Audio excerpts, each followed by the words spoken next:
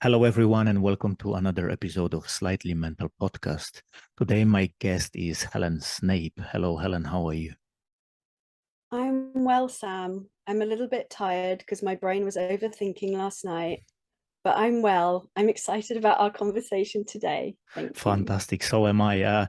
Don't worry about not having enough sleep. That's like almost every night looks for me. So at least I don't feel alone today. I'll try to introduce you, but if I say something that is not correct, please tell me off or correct me. I don't mind, as long as we get things right. So you are a coach, you are a quite successful speaker as well. You help people recover from people pleasing, you teach people how to set boundaries, you help women to stand up in the relationships and be authentic. Um, did I miss something? I think that was a fantastic introduction. Thank you. Thank you. I'm getting better with every episode. Um, how did you get to this point in a quick snapshot? What led you to do all this work?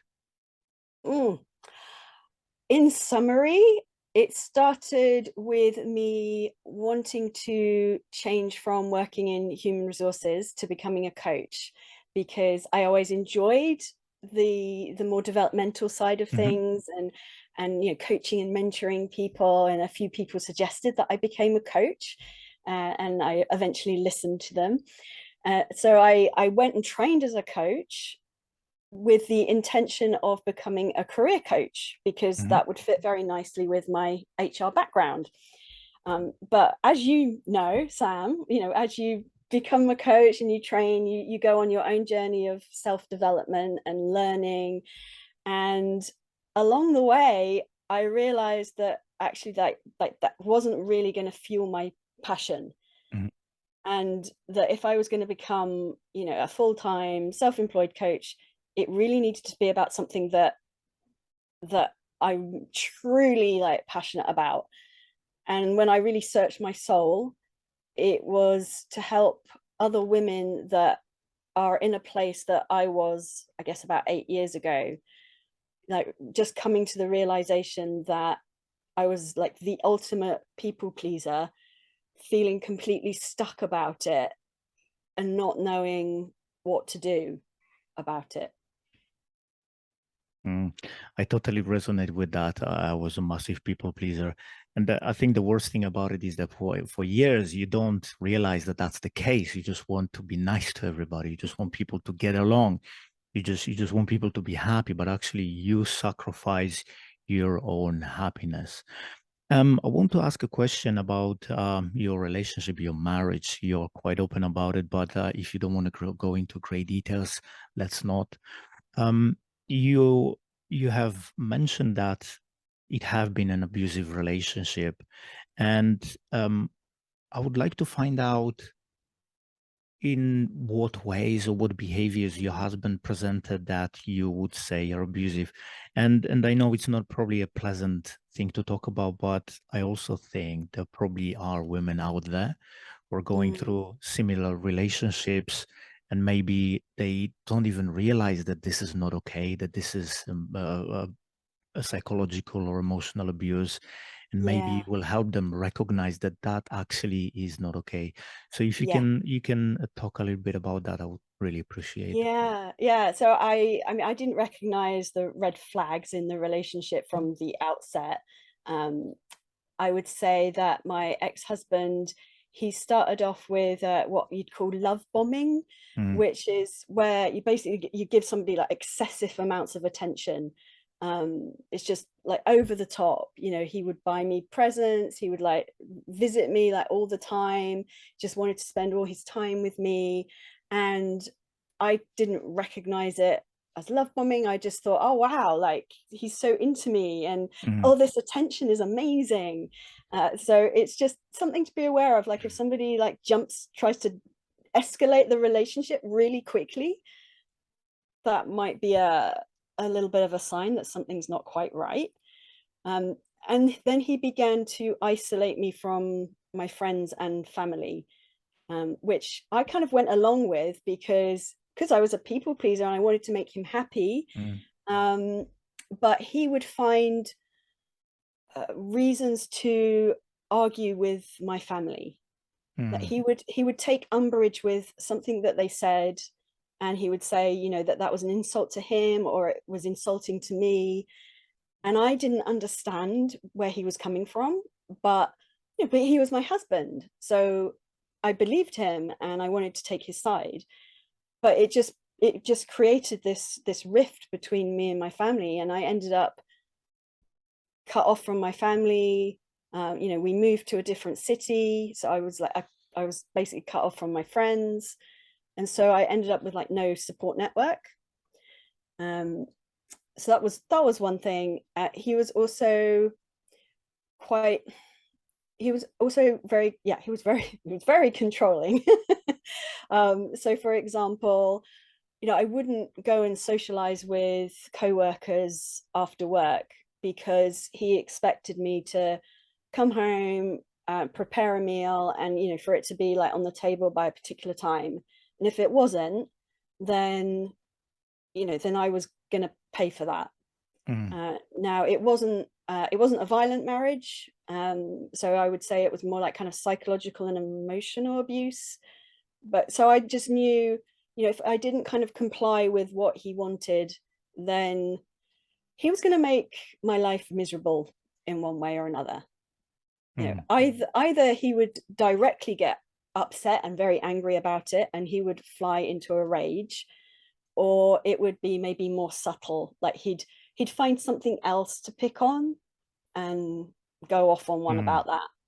Uh, yeah, and it did begin to escalate towards the end, and I think that was one of the things that prompted me to begin to think differently about our marriage, mhm, because I had very poor boundaries, right? But one of my boundaries was like, if this ever gets physical, I am leaving. Now, it never actually got physical, but it was beginning to head that way. So he began, for example, he began spitting when he got angry. mm, He began to throw bits of paper and tissues, which he didn't used to do before. And I could spot this. I was like, this is new, this is different. mhm. And yeah, this is not heading in a direction that I'm comfortable with. Mm. I think the challenge of being abused physically, sorry, psychologically, emotionally, compared to physical abuse, the challenge is that somebody slowly destroys you from the inside, isn't it? And it's the challenge is that it's probably much harder to prove that somebody is abusive towards you rather than when somebody is being physically abused, you know, there's some marks, usually a black eye or something like that. Mm. Yes. And very often those people are very controlling and manipulative, so they know their way around, you know, the system. They know how to talk to the police or whoever want to react. So, Yeah, my ex-husband was incredibly charming and mm, intelligent, and you know, a lot of people didn't get it. Like, you know, what's the problem with him? But you know, yeah, you don't see what goes on behind closed yeah. doors.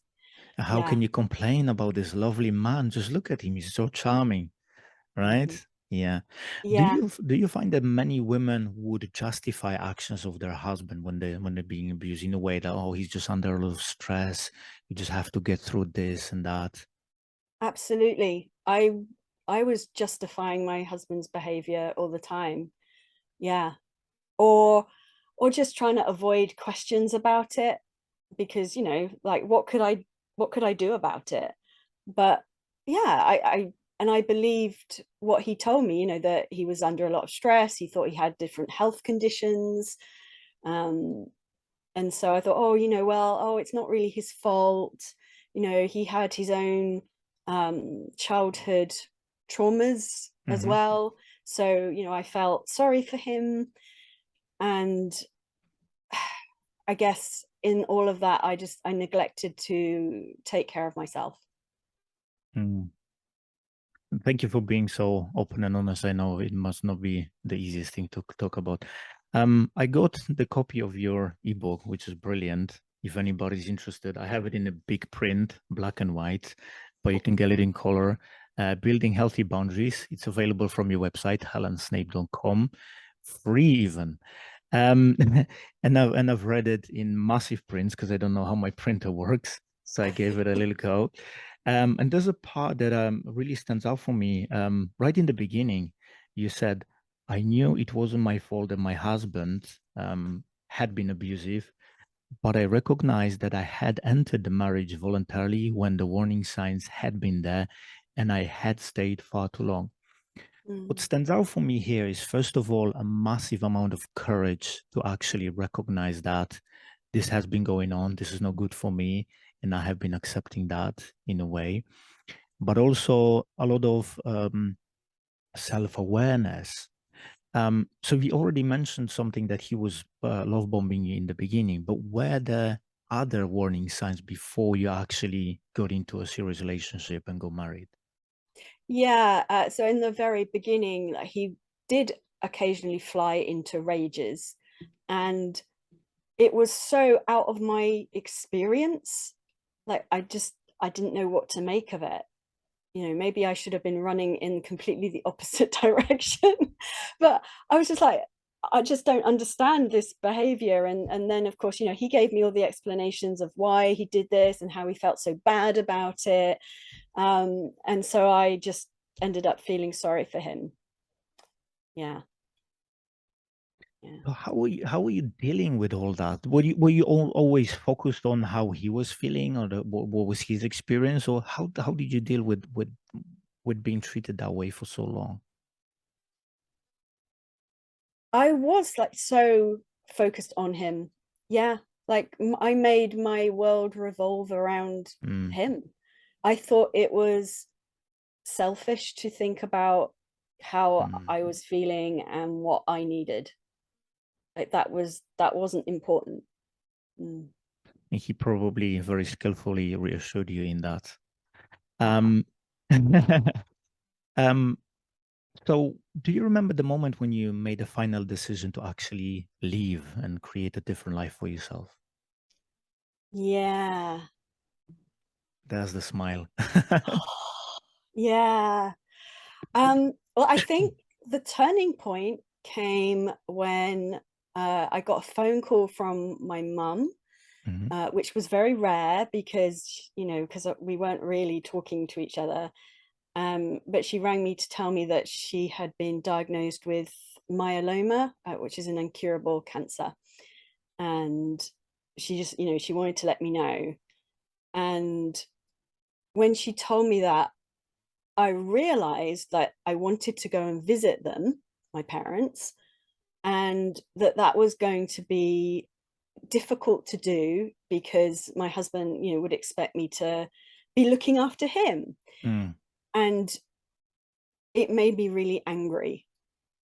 And I was not really in touch with my anger, so that was new. mm, And I just thought this is ridiculous. Like I should be able to go and see my incredibly sick mother when I mm, want to. So that really sparked something inside of me. And it was also that moment of wow, like life is short, like life is precious. You know, what am I doing with my life? Um, I don't think that was like the final decision moment. That came, you know, after I went to see my mother, and I was in that middle of reevaluating my life, um, but also feeling like I just couldn't cope in my marriage anymore. Like it was all happening at the same time. And so I decided to go and find a therapist. And I think it was that first conversation with a therapist where they simply like validated my experience. Like they validated how I was feeling, my reality, and it was there that I was like, I need to leave my marriage. Mm. mm. It was a great decision. Um, you talk later about leaving, and in your book, there's a phrase when you talk about sitting on your single bed after you have left. How was that feeling like? Mm. Yeah, so I when I left my marriage, I took the decision that I just needed to pack my bags and leave. Mm, Like like when my husband was out at work. And so I waited for a day that I knew he was going to be out, and I booked a taxi, and I just packed like a couple of bags and my computer, and I had secured a place to go and live, renting a little single bedroom in a flat. Yeah, and when I got there, I think I was just overwhelmed with so many emotions. um Kind of shock at what I'd done, like the shock that I'd actually done it. Mhm. um the beginnings of a huge amount of grief, but also feeling a new sense of freedom. Mm. Mm. Did you feel courage as well? Did you feel like it made you stronger in any sense? It must have done. I didn't feel courageous. I really, really didn't. I mainly felt this weird mixture of grief and shock and freedom and relief all at the same time. But it was quite hard to process what I was feeling because there was just so much of it. Mm. Yeah. What would you say to women who have realized that they have been in relationship that is not healthy and potentially even abusive, but don't feel like they can leave because maybe they don't have the courage, maybe the practicalities of their life will not allow them? What would you say to those women? Mm. For a start, it isn't your fault, and your experience is real, and you need to choose to do what is best for you, like what is going to keep you safest. Because as you say, like, it's all very well for us to like talk about, maybe they need to leave, but that's not always so easy. And it is very hard to leave, a narcissistic or controlling relationship, because there is this trauma bond. Mm. It's incredibly intense. And it is the case that most people that come out of an abusive relationship, they come out of it after usually many attempts to Mhm. do so. Um, so I would say, find somebody that you can talk to, whether that's like, Women's Aid, or even like a good friend, just somebody that you can talk to that isn't going to judge you or tell you what to do, just so that you have someone that knows what's going on and can give you some support. Also, to have a a safety bag, like a bag of like real essentials, if you can do that. So like if you ever do like just need to leave, you can just leave, even if you do end up going back. And know that if you want to leave, you will do that when you're ready to do it. Mm. Mm. It's a really good Not piece of not advice. because someone tells you to. Yeah, yeah.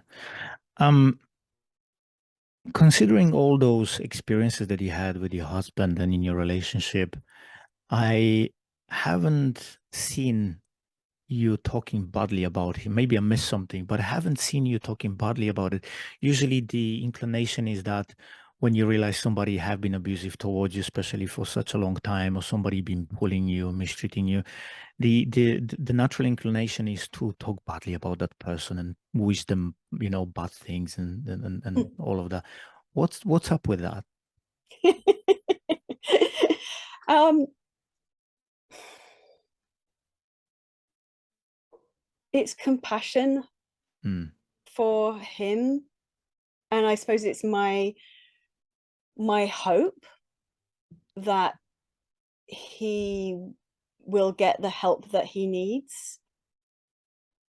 because I recognize that even in what the in even within like the worst human being ever, there is still that part of them that is, well, to me is like is divine, is Mm, is a wonderful being. It's just it's covered up in a lot of crap. it's a really good way to um put it. it's covered up in a lot of crap. So yeah, so so I do talk about like his behavior in our marriage and stuff, but um and I guess it's also that I've detached from him. Like I don't care Mm. really like what he does with his life.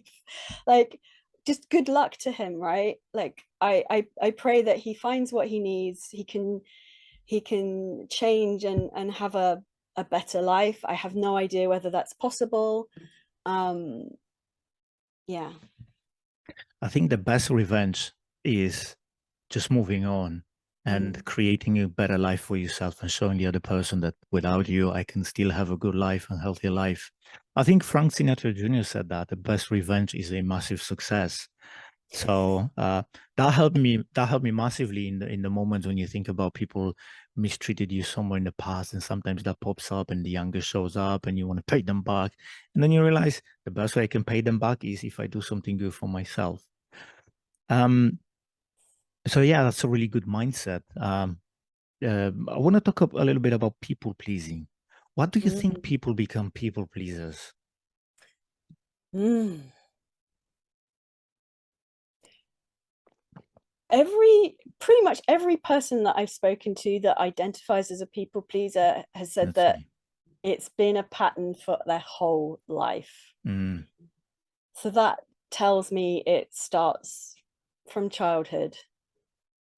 And to me, it's a protective pattern that we form.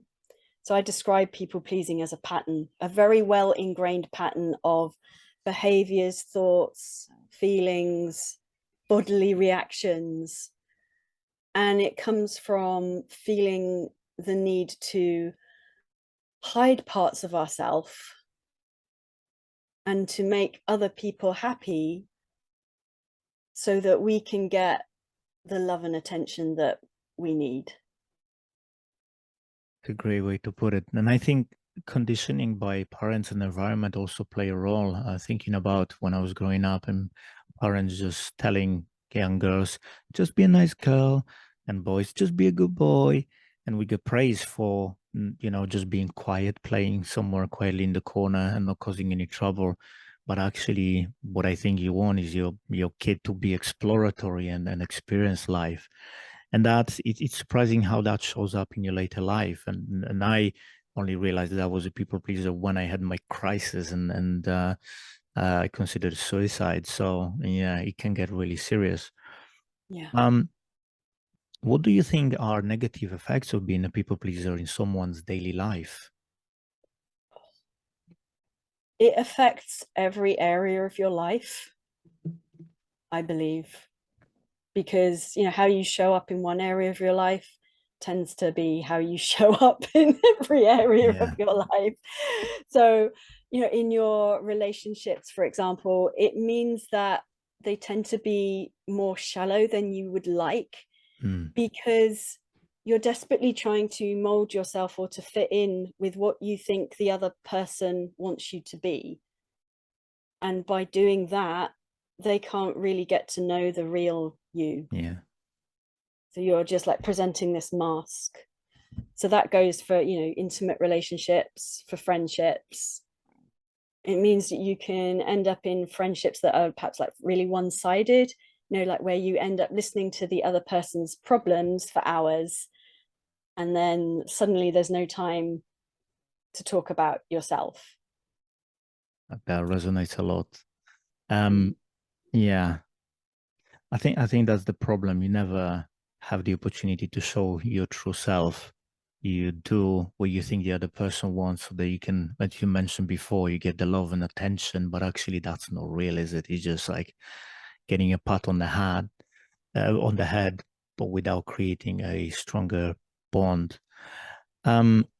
When you recognized that you were a people pleaser and you started creating boundaries in your life, how did that change your life?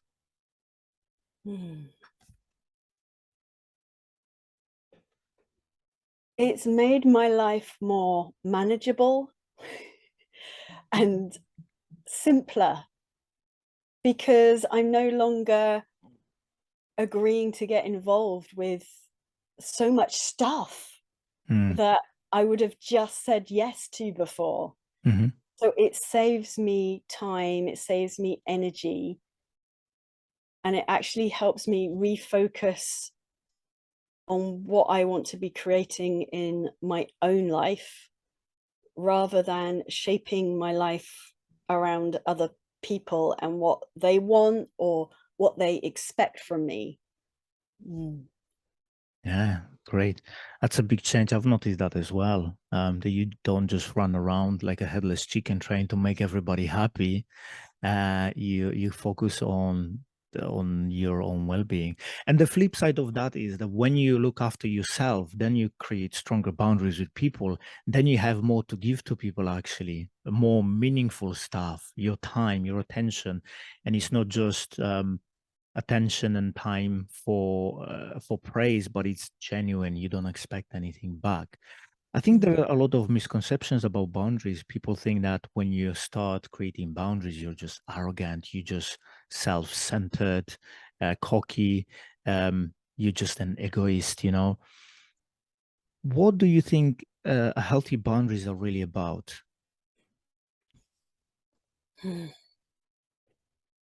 What I believe healthy boundaries are really about is self-care. It's about how you take care of yourself in all of your relationships. It's about how you teach others how to treat you. Mm. And it's also about knowing where is it that I end and you begin. So it's about what is my side of the street, what's your side of the street, so that I'm not taking responsibility for your feelings.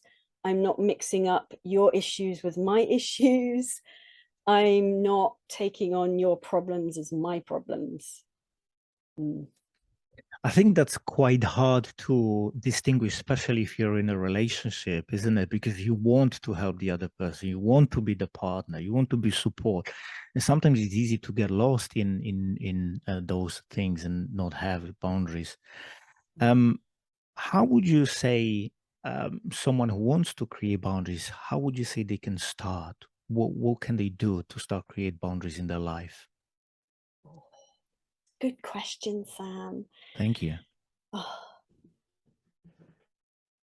I would begin by just educating yourself about boundaries, like just learning about what they are and the different types of boundaries that there are, so that you can then begin to identify, oh, actually, maybe I need that boundary.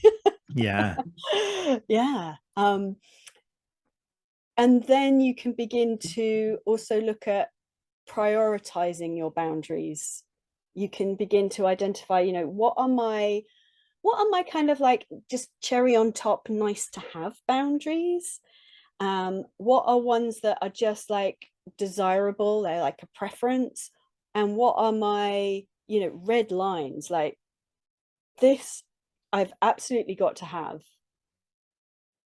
Non-negotiable in a way, Yeah, boundaries. non-negotiable. Mm. Yeah, But boundaries are not only about how other people treat us, right? There are also internal boundaries.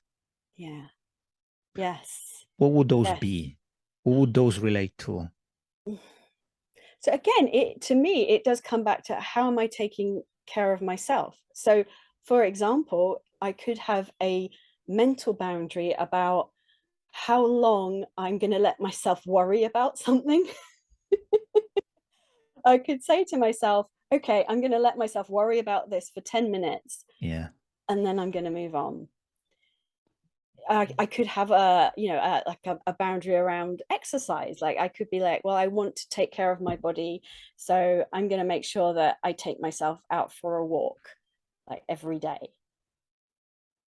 small things. It can be like little small things, or it could be around my use of social media. Could be, well, I am not going to look at social media after 9 o'clock at night, or That, I'm, or maybe I'm going to switch off my phone. that's a boundary I need, definitely. There's always that Yeah. one more thing that I want to do when I'm in bed, and it's one more thing that turns into an hour and a half of you trying to do something on your phone, and then you get stuck in that hole, and then you realize, oh, I need to go to bed. Yeah. Totally. I often think that even with our boundaries with other people, where it starts is asking ourselves, am I honoring this boundary? What am I doing to honor my own boundary? Because if I'm not honoring it, then how can I expect other people to? Yeah, that's a really good way to put it. Yeah, totally. If I don't respect myself, why would anybody else respect me? Absolutely. Um, You also mentioned in your book, if I'm not mistaken, that sometimes people might have conflicting values, and that's why it's hard for them to create healthy boundaries. Um, is there any way to actually find out what my true values are, my core, the most important values that I want to lead my life by? There are different ways of identifying your true values. One way of doing it is to literally brainstorm it. Like, you can Google lists of core values and just see like which ones resonate with you. So then you can, you might end up with a list of 5 or 50 values that you're like, I can identify with these. And then see if you can hone it down to 10. And then see if you can hone it down to 5. And then I would suggest unpacking them, because, for example, if you had a value of, say, peace, that's like my top value, peace, that will mean different things to different people. Yeah. So it's really useful to understand what that means for you, for your life, for your relationships, for your career, for different areas of your life. Because then, like, once you've identified your values, you can see, actually, am I living in alignment with my values in these different areas of my life or not? And to me, your values are really key to living in alignment with your own truth. And that's one of the things that we really want to come back to when we're recovering from people pleasing. Beautiful. Is it normal to feel guilty when you start creating boundaries? Yes. Yes. When you're not used to setting boundaries, then it's really normal to feel guilty. Like, really normal. So if you feel guilty when you set a boundary, then welcome to the club. It doesn't mean that you should stop setting the boundary, though. I think that's where I used to go wrong, because I would think, oh, I'm feeling guilty, so therefore, feeling guilty is when you do something wrong, right? Yeah. So I must be doing something wrong. So it was quite a revelation for me to learn that, actually, just because I feel guilty, like, that shouldn't be, I shouldn't be led around by that emotion. That's not the whole truth. I might feel guilty, but that isn't coming from like this present moment experience. It's because somebody has instilled in me in the past that I shouldn't set a boundary. I should put other people's expectations before my own. And so this feeling of guilt is old. Like Mm. it's telling me something about my past, and it's telling me I've probably got some stuff to work through, but it shouldn't stop me from setting my boundary now. Yeah, I definitely felt guilty when I started creating boundaries. And in a way you feel, is that really how life should look like? Am I supposed to be not good to other people? Because that's how you can label it. I'm being not good to somebody else because I don't allow them to walk over me and I'm not people pleasing. And yeah, I definitely felt guilt when I started learning about boundaries and creating some boundaries in my life. But it's so liberating. It's such a liberating feeling once you get through that initial period of those difficult emotions. You just create a totally different life with a little bit of rules for yourself and how other people treat you. I like to compare it to dogs a little bit because dogs need clear boundaries as well to be healthy and happy. And some people don't have them. Sometimes you allow your dog to sit on the couch and sometimes you don't, and they are confused. Mm, And people think that giving boundaries to the dogs is they feel guilty because I'm not treating him well, telling him off and this and that. But dogs actually need boundaries mm. and rules to be healthy and know what's allowed and what not. And I think there is a lot of sort of symmetry in that, in how we operate as well. Um, I like I like this saying that you quoted in your book as well. So I would like you to comment on that. No is a complete sentence. Mm.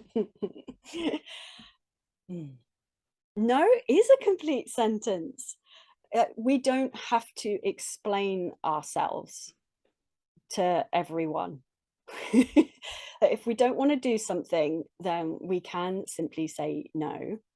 Now, there may be people in your life that you want to add a comma, like you Yeah. want to maybe give a little bit of explanation of like why you perhaps can't help them with something, but it's knowing who those people in your life are. Like not everyone in your life needs or deserves a follow-up explanation. Mm, like like yeah, if I'm talking with my partner, he asks me to do something and I just say no, then to me that would come off as rather harsh.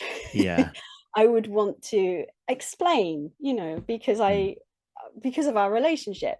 Whereas I don't know, if it was, say, a stranger offering to buy me a drink in a bar, I say no. that's I a don't complete need to sentence. I don't need to explain Yeah. why.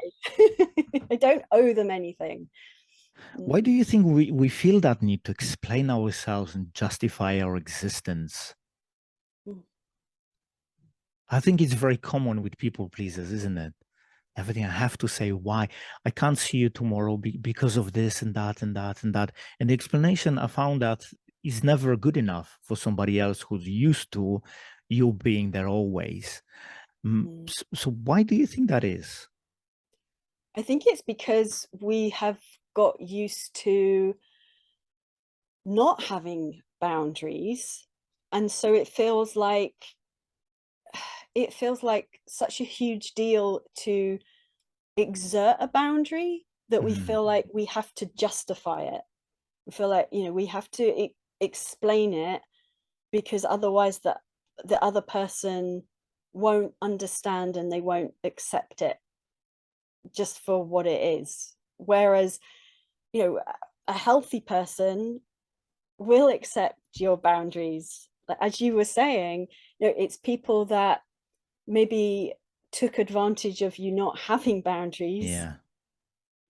that won't like you having a boundary and may push for an explanation, but they're not looking for an explanation to understand. They're looking for an explanation so that they can then pick holes in it Yeah. and talk you out of your boundary. Yeah.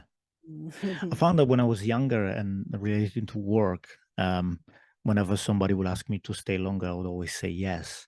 And then when I started, well, what I thought was creating boundaries, I would exactly happens what you said. You would explain, I can't because this. Why can't you do it tomorrow because of that? What are you gonna? And it always ended me doing whatever they wanted me to do. It doesn't matter what my explanation was. exactly what you said. It is because they want to pick holes and eventually get you to do what they want you to do. So now I'm very wary of that. And if I explain something, and if somebody thinks, well, you can do it the other way or the other time, or whatever, make sure that they understand no, because this is important to me, more important than what you want me to do. And I think where this is where a lot of the change sits. It's realizing that some things are more important to you than maybe whatever somebody else wants you to do. Um, what do you think are? What do you think are is important to create a healthy relationship? What things are? Let me ask again. Sorry, because I'm mumbling a little bit. What do you think is important to create a healthy relationship? Oh, what a beautiful question. Thank you. I love talking about healthy relationships. Let's talk about healthy And relationship. I love talking about them because I was so bad at them. So I'm now like obsessed with healthy relationships and helping other people understand them. To me, healthy relationship, things that make a healthy relationship work are respect. So, I might not have the same opinion as you, but I respect the fact that you hold your opinion. I'm not going to try and persuade you to think otherwise. Mm. There's boundaries. Boundaries, because I used to think that, if I erect a boundary, then it's going to damage the relationship. It's going to push the other person away. Whereas a healthy, loving relationship is always going to have boundaries. We need the boundaries for that safety, for knowing that we can go so far with someone and then we know where the line is. Mm. um yeah, and yeah, we could talk about boundaries probably for ages because there are lots of different kinds that come into it, but that's an important one.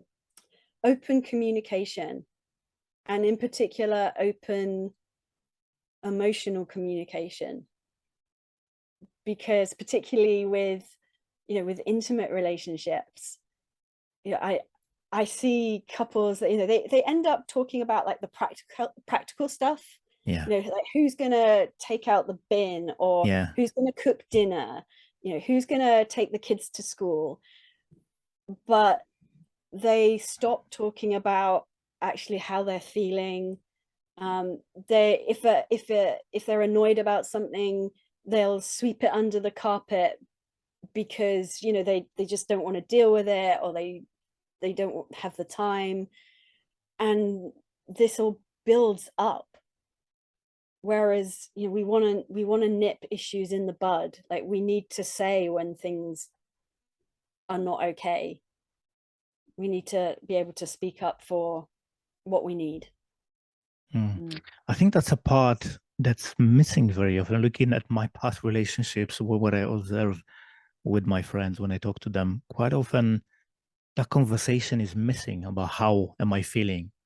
Very often, even if one person does something that the other don't like, what will happen is they'll start arguing. You did this and you did that, blah, blah, blah.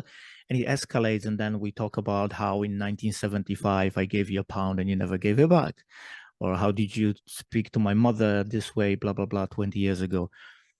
Um, Instead of speaking about you did this and it made me feel that way because of that, where we get to the bottom of the issue and resolve it. How can you start a conversation like that with somebody when you're in a relationship and you get to know each other? What kind of advice would you give to somebody to start talking to their partners about feelings? Oh, another great question. So this is like a bit of a generalization. Yeah, let's do it. Why But not? yeah, but generally in our society, like, men aren't so good at speaking about their Yeah, feelings, um, whereas women tend to be more conversant talking about feelings. yeah. And so we need to bridge the gap in a way that is comfortable for both. So it's a bit like it's a bit like, you know, trying to bridge the gap and do it in a way, yeah, do it in a way that feels comfortable for both. And so one way of just starting this would be to literally ask your partner or whoever it is, how are you feeling right now? Like one word answer. And then once they've thought about that and answered, to ask them, what else are you feeling? It's a really good question. What else are you feeling? It opens up the the door Mm, for exploration. How am I actually feeling? mm. And it's not too intense, you know, Mm, because like, well, certainly for me, you know, I can talk about feelings and all yeah. for ages, but like for somebody that's not used to talking about their feelings, perhaps having a really long, intense conversation, like they're not gonna want to go there, or they might not be able to. Whereas if you just ask them like one word, how are you feeling? They can probably identify that. And then if you ask them what else, they can probably identify that too. And as you say, it opens up room for a conversation about that. Mm. Yeah. The magic of coaching questions, right? Open questions. There you go. Um, you mentioned something that I agree with, that men are usually not as good when it comes to talking about their feelings comparing to women. I think we're getting a little bit better, but we still have a long way to go. I think historically, between men talking about feelings and talking about emotions, were I think it was associated with weakness, showing vulnerability. From a perspective of a female, to all the guys out there, how do you perceive ladies when guys talk about their feelings and emotions? Mm. Yeah, I think it's quite complicated, Sam. Is it? Because like we all want a guy that's in touch with his feelings, you know, Yeah. in touch with his sensitivity. And we say that, but then what happens like if you actually find a guy that is in touch with his feelings? Like are we really ready for that? Mm. You know, because we're so used to guys that, you know, their main go-to emotion is anger, Hmm. you know, like, and they'll express that about, I don't know, a football match or something, um or, you know, or they're happy, and then there's maybe not much else. And so I think we do have to be careful what we ask for. You know, because I know for myself, like, you know, I'm now much more in touch with my feelings than I used to be. Yeah. And you know, that means like I cry a lot. I cry. I you know, I'm a highly sensitive person, and I you know, I'm up, I'm down, I'm all over the place.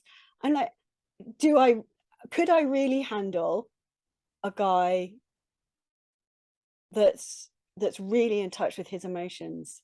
And Okay.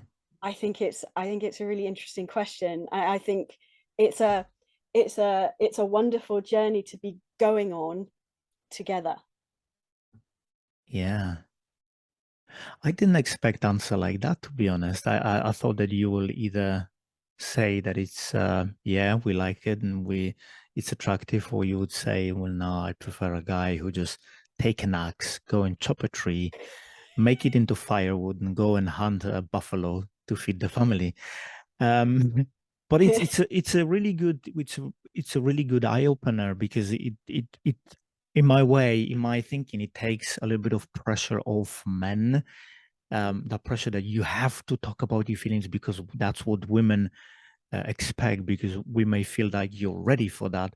But what you just did is said that maybe it's not as easy as that, and maybe ladies have some work to do as well. So I think the answer is somewhere in the middle when we come together and we talk about each other feelings, um, in a positive and supportive way. Mm. Mm. Yeah, And maybe I that's think the I answer. think we also need spaces for, you know, for men to get together.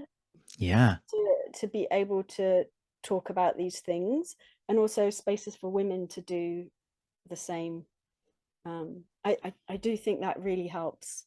Yeah.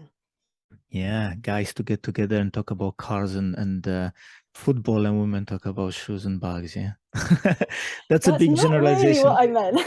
That's a big generalization and I have a feeling you'll come back and bite me in my butt. It's just a joke. Not Everybody's really. just a joke. I'm not that opinionated.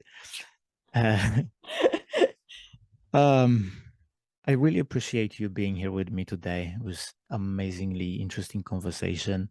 Um, I want to ask you what do you have going on for you at the moment, and how can people find you? What's the best way to find you if somebody wants to work with you? Okay, yeah. So the best way for someone to find me is my website, which is helensnape.com. What I've got going on. uh, so what I've been working on most recently is creating a membership for people-pleasing women to reclaim their voice, their power, and their peace. To Beautiful. learn, yeah, to learn to say no without the guilt, and like actually be able to stand up for what you really want in life.